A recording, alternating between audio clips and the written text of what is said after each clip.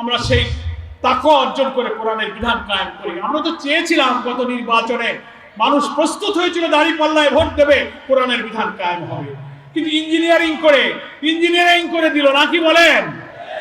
আর যারা ক্ষমতায় গেলেন তারা আবার জুলাই আন্দোলনের ইতিহাস ভুলে গেছেন, সংস্কার এখন আর মানে না, এটা মানি না, ওইটা হবে না।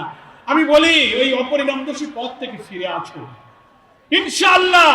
11 দলীয় যে ঐক্য হয়েছে জামাত ইসলামী, আমরা বাংলাদেশে মানুষের ইনসাফের দেশের জন্য যে জোয়ার উঠেছে, এই জোয়ারে আমরা ইনশাআল্লাহ আগামীতে বাংলাদেশে কোরআনের বিধান কায়েম করতে পারবো।